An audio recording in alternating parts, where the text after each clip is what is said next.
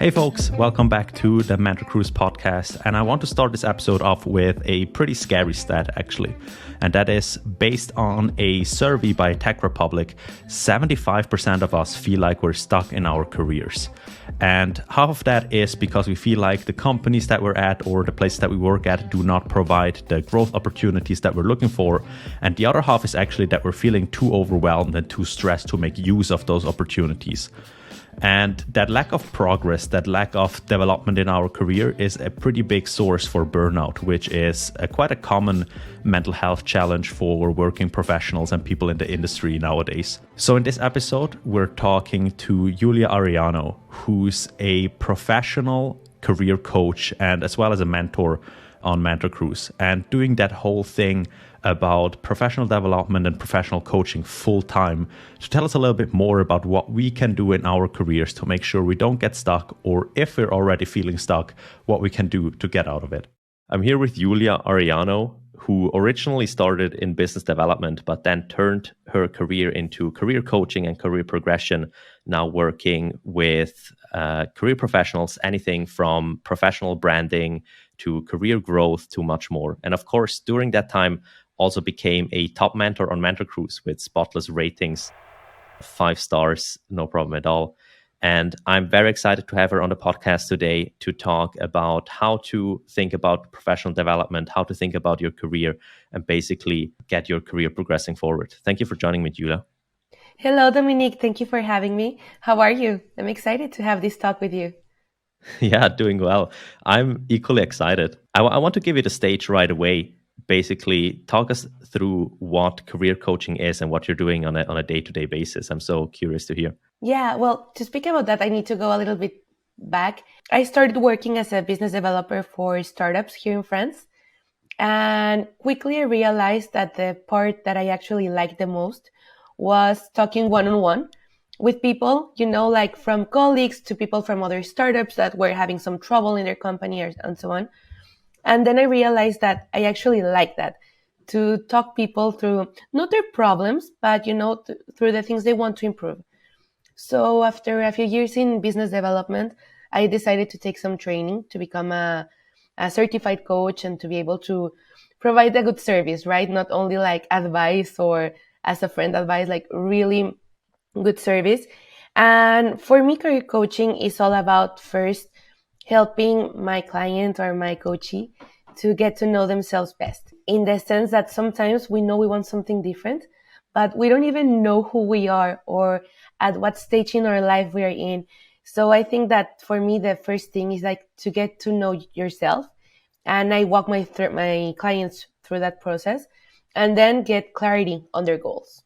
Right. So it's not really just, I want to reach a certain goal in my career and, let's get towards it. It's much more than that. You really need to kind of go deep on people's ambitions. Yeah, it's important for me because sometimes we think we want something because we think that's going to make us happy, or because it is the next logical step, but that doesn't mean it's right for us. And it has happened like mostly in the beginning, someone wanted a job and I was like, okay, so let's dive in fast, like let's work on your CV, your LinkedIn profile, your cover letter.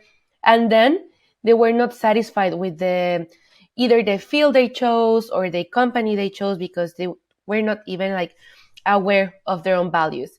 So then I decided to take it up a step further and start by the person and then the goal. And of course, then the strategy to get there and, the milestones and everything. But first start with the person. Right. That makes a ton of sense. You were talking about that basically it was kind of the helping people and, helping people to understand their problems and making them go forward that motivated you to go into coaching. But why coaching exactly? Why not, let's say, human resources, which I guess is kind of similar in the motivation? Yeah, maybe it sounds similar, but I think that human resources is more like for the administrative part, Could be, yeah, sure.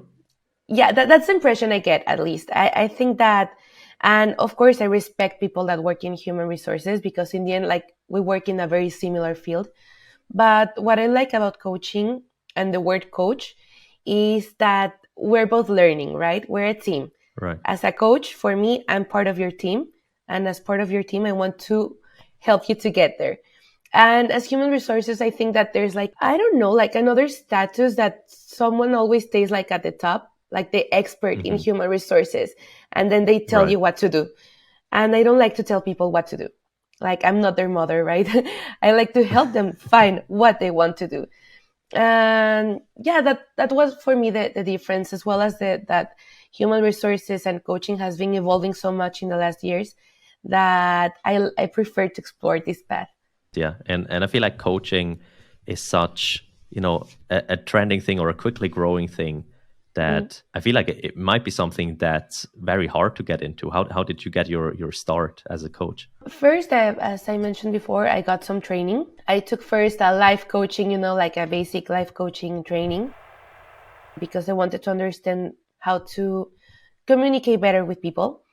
And then from there, I jumped to career coaching, like another training specific for career coaching. And now I'm about to finish an entrepreneurship coaching certification as well, because it seems like all of the same, but at the same time, it's very different, because there's not the same spirit in someone who wants to find a job or evolve in their career in a company than someone who wants to become an entrepreneur or freelancer. So I wanted to learn like which strategies to go with different type of clients and different type of goals. Right. Yeah, that sounds super diverse, right? There's a lot of different people that are looking for coaching from you. Who's your typical client that you work with? Is it more, entrepreneurs and maybe founders or executives, or is it something for, let's say, the average Joe, us people as engineers or marketing that could benefit from career coaching as well? I think, well, all of my clients are very different. And I want to mention this because I work as well with a lot of expats, for example. I am an expat myself. I am Mexican, but I live in France since almost 6 years ago. So I know firsthand the experience of being an expat and, trying to find your own place in another country. So in that sense, like, of course, I tend to attract expats because it's what I know best. Besides that, I work a lot with people that are at early stages in their career. Let's say from job hunters to people that have been working a few years, like long in a company, and then decide they want something else, whether it's making a complete career switch because during that path they found out that career they chose was not the right one for them, or just because they want to change fields. So I would say that the typical person, I'm not that into right now executive coaching. I hope one day, but right now I enjoy working a lot with how to say it, like, yeah, not younger in age, but younger in their career type of person. Yeah, experience. Yeah, exactly. So coaching is maybe not as much as you mentioned, like the coach is the guru or the expert in every aspect. It's more that you're working together actually, and that you're maybe a little bit more further or more progressed in your career, but you learn as much from your coachees than they do from you as a coach. Yeah. And that's the fun part for me. That's what I enjoy the most, I think. Well, there's a lot of things I enjoy about this job, but that's one of those. Being able to work with people from all over the world, because I speak English, French, Spanish, so I get to talk with people from different nationalities and so on. I learn from their own mentality, their own person, because we're all very different, but also from their own cultures, like what's going on in their country, what's the the job market there, what's the trend. So I get to learn from everyone. That's so exciting that you get to, I guess it as well from MentorCruise, but that you get to talk to people all around the world and you get to see those different perspectives. That's so exciting. As you mentioned, like, I don't know everything about everything. It's impossible. Like, I think that someone who promises to know everything at all, they are lying, because it's not possible. And sometimes when I work with someone that it's in a field that I'm not very used to working with, or even it's the first time, I try to do my best to learn from it as fast as I can and to inform myself with colleagues or with people I may know that work in those fields so I can help them better. But yeah, it's a learning curve for both of us. Sometimes I'm more aware of a field and it goes like a little bit more smooth. But if I'm completely honest, I'm also always learning. And I'm happy that I'm always learning, because I think that if I didn't, I would get bored. So that's exciting. And I like to see myself, as I mentioned before, as if my coach and I were a team. So in that sense, sometimes people come to a coach for the wrong reasons. Let's say they want someone who creates for them their CV, or who creates for them their cover letter, or who does this for them or that. And I think that no, it's in the end a partnership. There are some things that I'm going to help you with and guide you through, but there's also some work that you need to do on your own. And that's important because I don't want people to depend on me every time they want to write a new CV or a new cover letter. I want to teach them how to do it. So in that sense, for me, it's important that my client learns, and not that I facilitate all the work for them and then expect to come a few years after, right? Needing to get it done again. All right. Yeah, on that topic, I got a question the other day, which is basically, how do you draw the line between, let's say, coaching or mentorship to something like consultant, or in that context, it was management, right? Where maybe the way that you're looking at it is a little bit different, but where do you draw the line if somebody asks something of you that maybe falls into the place of a consultant, like you were saying, like putting together your whole study plan and CV and so on? I can do that, but it's not my preferred way of working, to be honest. But Right. I could do that if someone asked me. Like, I have a client, I will answer your question, but to say, like, I have a client, she's already like top in her career, but she wants to make some changes and move from to another company. And she told me, like, you know what? I don't have time to send my CV to all of these job offers that I'm interested in. And okay, then we both agreed that I could help her to do that. But in that sense, so to clarify my boundaries, first in the discovery session I have with my clients, I ask them what are they expecting from their coach. Not only me, but from any coach. What would their ideal coach do and wouldn't do? So then once I know that, I can tell them, okay, from this list you gave me, this is what I can do and this is what I cannot do. So that's the best way. Like, I think that being honest since day one from both sides, it's best than making people believe that they can expect something from me that I won't give them. Yeah.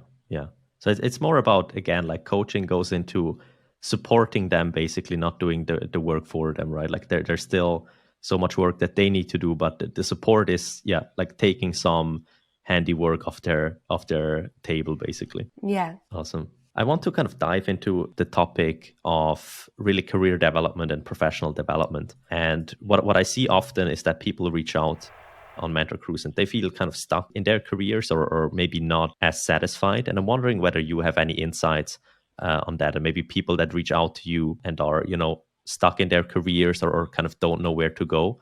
What's the kind of advice that you usually offer a candidate like that? Okay. It's very person specific, the advice.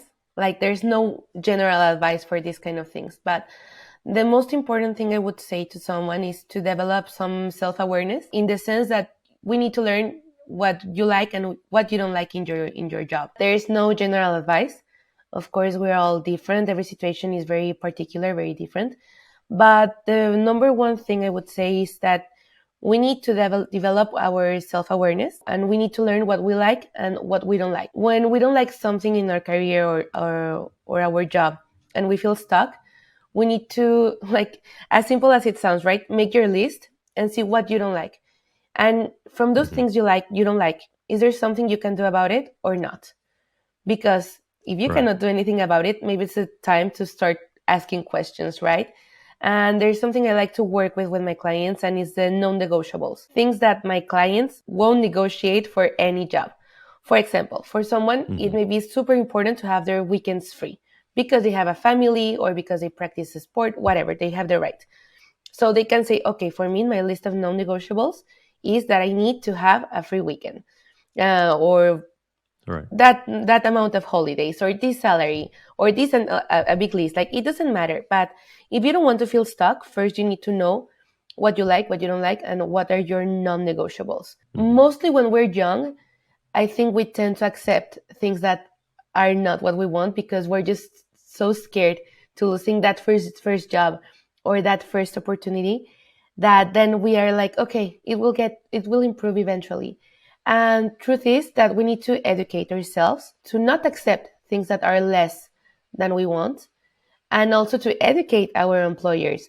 How are you allowing them to treat you? Are they paying you fairly? Of course, and at early stages in our career is more complicated, but there are strategies to do so. And that's when working with a mentor or a coach can be interesting, so they can guide you through.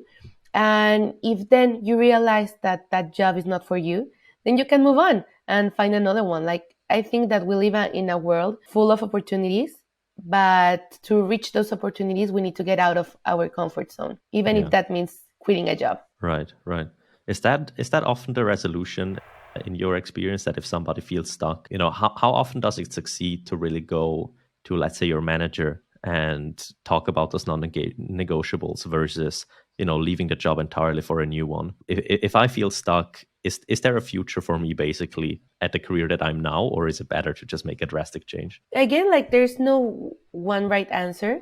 I think it can go both ways. What I recommend always to my clients is to not think about quitting cold turkey, because that makes us feel very stressed and very anxious. So I'm not saying, like, if you don't like your job today, just quit. No. Like, okay, then you start thinking, okay, I'm not satisfied. Again, why? Can I do something about it? Can I talk up with my manager about it, or with my colleague that it's been a pain? Can I do something about it? Yes or not? Because the priority is to first try to make the job you have right now as better for you as possible. In the sense that if you're not leaving tomorrow because you already have another offer, then try to work it out until you find something better. In the meantime, while you're trying to work things out there, you are also looking for other options. You're also looking, like, for another strategy. Maybe you're studying. Maybe you're getting a certification on something else that you're interested in. So when I say, like, you don't need to stay there, is that you really don't need to stay there, but that doesn't mean that you need to go crazy and just, Right. quit everything and go to Hawaii just because you're tired. No, there are ways of doing things. And also, I think that trying to make work a job that you don't like anymore teaches you a lot. You learn a lot on how to communicate different, how to improve your resilience, how to motivate yourself. Like, you learn a lot also by staying there for the period of time that's needed until you get the job you really want. Yeah, that's a super interesting point, because I feel like the consensus is that most people learn the most, right, in like the first 1 or 2 years of a new job. But really, I guess where the other opportunity is to kind of persevere and be resilient, and maybe make something work that isn't working out quite nicely at the moment. So maybe that's another learning opportunities that people can look at. Absolutely, absolutely. I think that when we feel we're failing is when we're learning the most. That's almost always true. Unless you don't do anything about it, then you're not learning. You're just suffering and failing. Right. But if you take advantage of that, you can get to know yourself better and learn, as you said. Yeah, yeah. I thought it was interesting. You said before that, young people are, I guess, less likely to have a long list of non-negotiables, right? Like if you're at the start of your career, you're most likely to maybe do whatever it takes, right? Is that a good thing? Or do you feel like that's maybe a mistake that young people do to kind of, not have those non-negotiables and look for their dream career maybe, or their dream job? Or is that exactly what kind of gives them the edge? I think it's not a mistake, in the sense that we all go through that. It's part of the learning curve. Like, we all go through that. I have done it. Like, I bet almost everybody has done it. Yeah, right. But at some point, you need to value yourself, and you need to value what you need, what you want, and how much you're worth as well. To give you an example, one of the jobs where I learned the most, I was being paid like the minimum wage and working sometimes like from Monday to Sunday, and it was crazy. But I learned a lot. Then I realized that even if I liked the job and my boss was not willing to improve, like, to give me a better salary, working hours that were like logical, not going, it was crazy. But anyways, once I realized that I could not improve that job anymore and I had learned what I needed to learn, I decided to move on. You don't need to kick yourself because you accept something that you don't like or you don't want, but you need to learn to say stop, Okay, this has been going on long enough. I need to move on. But again, like, every experience is different. Sometimes people need to stay there for 10 years until they realize how much they're worth and how much their expertise is worth. So you get to choose if you stay there 1 year or 10 years or your whole life. which happens as well. Right. Do you feel like young people, or not young people, but people at the start of their careers, should do anything to kind of optimize their careers, kind of set them up for success later on? Or is it, is it a phase that you would discover what you like and kind of explore your opportunities? Or is there something you should do from day one to kind of make sure you set yourself up for success? Yes. Well, in my own opinion, like the number one thing you need to learn, whether you're day one at your first job or 20 years later, you need to develop your leadership skills. Mm-hmm. Sometimes people think that leadership is only for managers or for the boss. And I don't think that's true at all. I think that we all need to develop our leadership skills. And there are simple ways to do it. Of course, it gets time and it gets work and so on. But you can start by raising your hand at work. If there's a meeting and there's something you want to say, if you have an idea or even if you have a question, you have the right to raise your hand and jump that barrier. Even if it's scary, even if you feel that you may say something that it's completely ridiculous, it's okay. But if you want to develop your leadership skills, start by raising your hand. Another way to do it is find your skill gaps. And for this, you have to either be super aware of yourself or have a manager or a colleague that can give you some feedback, or if not, work with a coach that can help you to find that. But find your skill gaps and keep learning, because that also gives us like kind of a voice of authority, in the sense that it gives us more confidence to talk. When we have that confidence to talk, we improve our leadership skills. Also, develop your emotional intelligence. Learn how to communicate, learn how to resolve conflict, learn how to ask questions. So yeah, number one, that develop your leadership skills. There's a long list of things you can do, but yeah, that's my number one thing. Awesome. It sounds like the stuff that really pays off early in your career is more around, soft skills and leadership and communication, maybe not so much, mastering your craft to the end. Do you think that's a common theme? Yes, I do think so, because someone very prepared but very shy won't show off their job, for example, or won't talk about themselves and their expertise. Sometimes also like people have the idea that if you talk about yourself, you're being, I don't know, like egocentristic or something like that.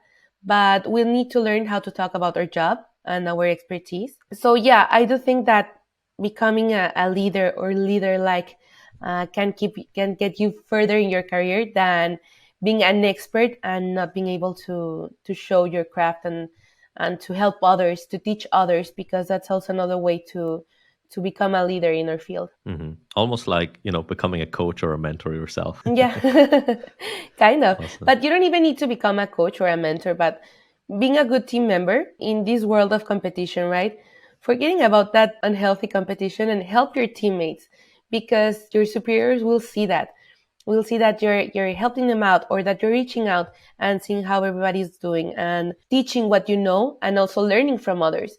So these are the little things you can do on a daily basis that don't cost you a thing and that can improve your expertise, your craft, and also your leadership skills. That's super interesting. We had a kind of a conversation in the last episode, which was basically, it was about big tech and like getting into those big companies. And it was a very similar point that, people usually start to reach out and interview for those companies way too late. They're looking to, master their craft and kind of get the best at coding or designing or whatever. But in reality, it's all about, having the self-confidence and just being able to take that jump. Yeah, it's amazing that you mentioned that, because I have seen a lot of times, like this imposter syndrome.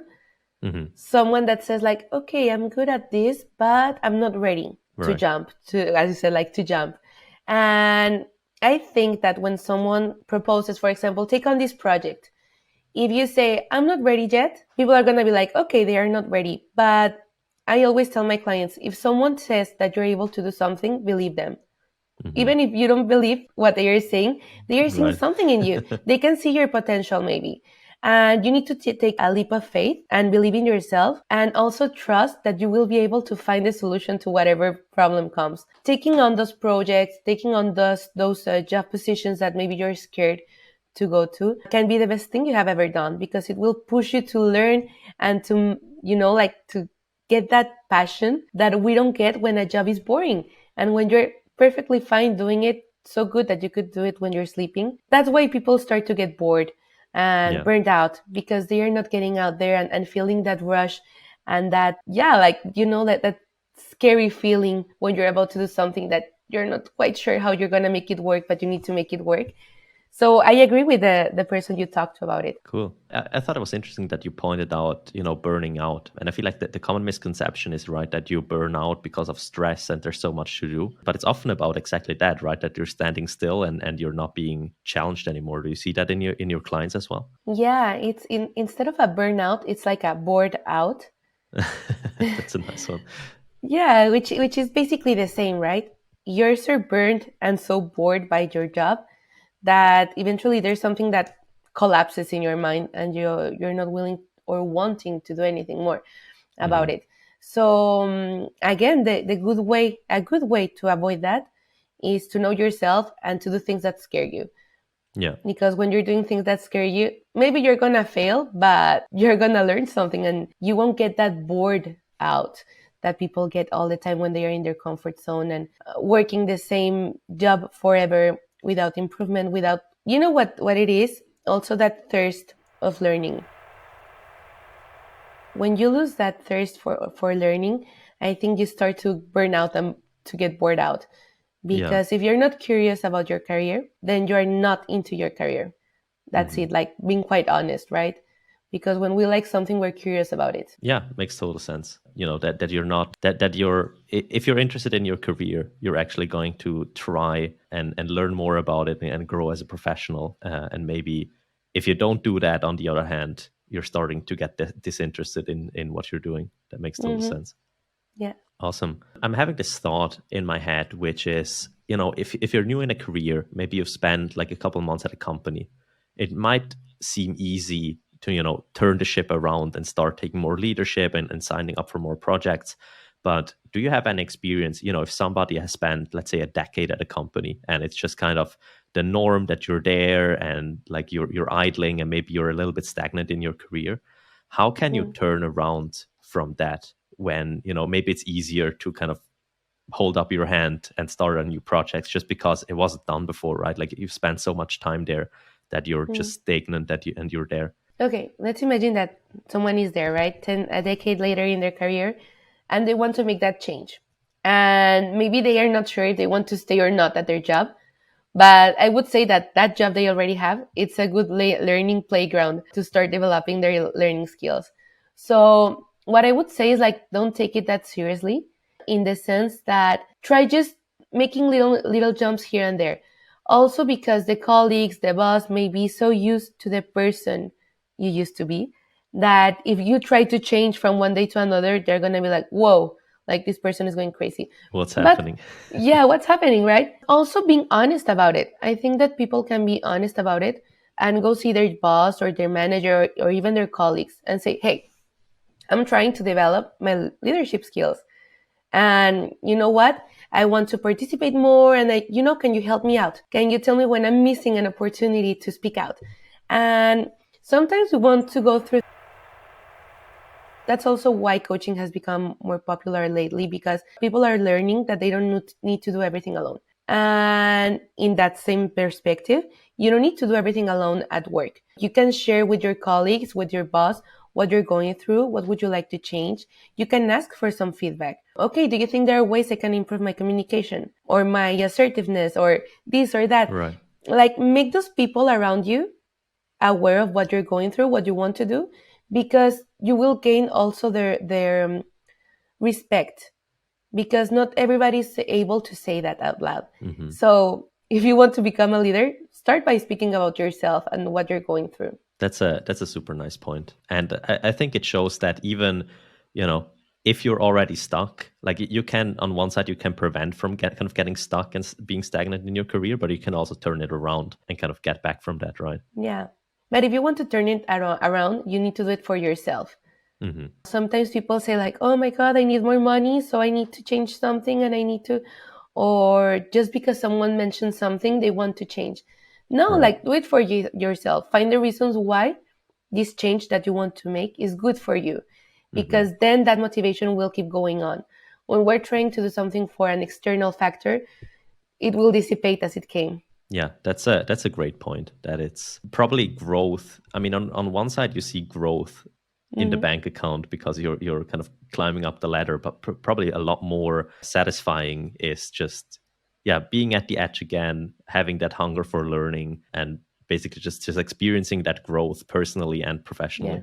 Awesome. What's been your kind of best experience so far as a coach? You've been doing it for a while and you had a couple of clients, but what's really like the thing that makes you want to continue, basically? That's such a good point. But well, I will go back to what we were discussing first. The reason why I want to keep doing this is, one, because I love and I respect the people that come to work with me, in the sense that I know that it's not easy to share when you're struggling or to open up about your career and your goals. It's hard for a lot of people.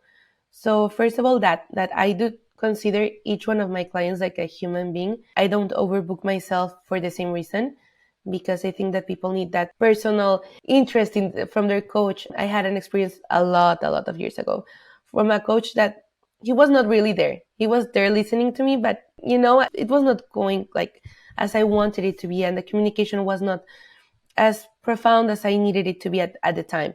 And I'm not saying he was a bad coach. I'm just saying that for me, it didn't work.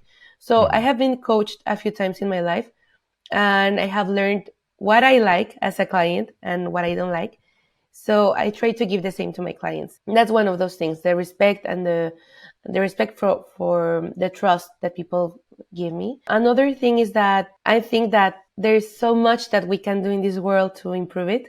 But if I can help from one to improve their life a little bit, for me, that's already enough. Making that impact from person to person, I think that's great, because then it replicates with their own family, with their colleagues. Like, I think it's expensive. Third, I would say that I enjoy learning from everyone and learning from different fields, learning different ways of communication, experiences, everything. Right. And in the end, I guess it's also for you, you're helping people experience that professional growth and kind of not getting stuck in their careers. But at the same time, you're experiencing the same, right? With every new experience that you're seeing. Exactly. Awesome. I'm growing with them. Yeah, that's a nice way to put it. Yeah. Let's see if I have anything else for you in terms of... Oh, I had one more question. Do you have a good system for accountability and basically like staying consistent once you're going through a process like that? I feel like it takes so much energy to, continuously challenge yourself that it's maybe easy to kind of fall back and just relax for a while. Do you have a system that you're kind of working through with clients there? Just to challenge yourself continuously? It depends on the person, because we're not all wired the same way. For example, I have a client that he likes to send me a message every day saying what he did during the day. So he decided that was the way we were going to. We have a spreadsheet with all his weekly goals and monthly goals and so on. And then every day he sends me a quick update on what he did. There's other type of people that say, I don't need that. Like, I don't want that type of communication all of the time. I have a lot of work on my hands already. No. So we check up every other week to see how they are doing, to find what were their roadblocks, for example, to get done what they needed to get done, or to reach those milestones. I get that because, as I was mentioning, like, not everybody wants the same type of communication. I could send an email to my clients every day, and I'm sure that most of them or some of them would say like, bye-bye. Like, I don't want this kind of spam in my life. And in the other hand, there's other clients that want that, actually, that I reach out from time to time during the week between sessions, just to check out how they are and what's going on. So the system as a system doesn't exist, because I think it's personalized. Yeah. So maybe the system after all is that coaching aspect, right? Or that mentoring aspect, that you have someone on the other end of the line who checks in on you and keeps you accountable, even if it's, if it's daily or if it's once per week, doesn't really matter. But there's someone there, and I imagine if you would stop hearing from clients, at some point you would reach back out and ask, what's going on here? Yeah, I always reach out. Like, to expand a little bit on this point, like, if you listener, you want to hire a coach, it's important that you tell your coach, how do you want to communicate? How often? If by message, by mail, through a MentorCruise platform, you need to tell your coach, what do you want? Because we coaches, we work with so many people that sometimes it's not as easy as you could imagine to guess what the best option for the client is. So be honest with your coach. Tell them if something is working or not working for you, because as a coachee, you also have the right to say, listen, this was a great idea, but it's not working for me. What else can we try? Because it has happened to me with clients that we start with a certain action plan. And I always tell them, if it's not working for you at some point, you need to tell me so we can revise and revisit. So if they tell me that, we do that. But I cannot guess if my client doesn't tell me. Coaching is about communication. Mm-hmm. And if you're someone that maybe thinks that need to improve their communication skills, I think coaching is a good opportunity to do it in a safe space, because us coaches were trained normally to learn how to listen to you and how to communicate with you. Yeah. And at that point, it's much more collaborative than, a course or something like that, because you actually have a say in the relationship. Yeah, exactly. And you're able to kind of shape the coaching to your liking. Exactly. It's normally it should be like personalized. It should be made for you. Even if the coach has already some strategy that they use, normally they need to adapt to you, mm-hmm. because you are the important person in that relationship, in this program. Awesome. Well, thank you so much for coming onto the podcast and telling us a little bit more, both about, your personal background, but then also how to navigate a career, how to think about coaching, how to not get stuck in our careers. That's been super helpful. Thank you, Dominique. And I want to add that if you want to reach out, I provide a discovery session for free. So mm-hmm. they can go to my profile and book a discovery session so we can talk and see if we're a good match for each other. Awesome. And of course, your links and your contact details are going to be in the description of this podcast. And I would definitely urge everyone who's looking to grow in their careers to reach out to you and book that discovery session and see whether it's a match. Thank you. Thank you, Dominique. And thank you, MentorCruise. My pleasure. My pleasure too.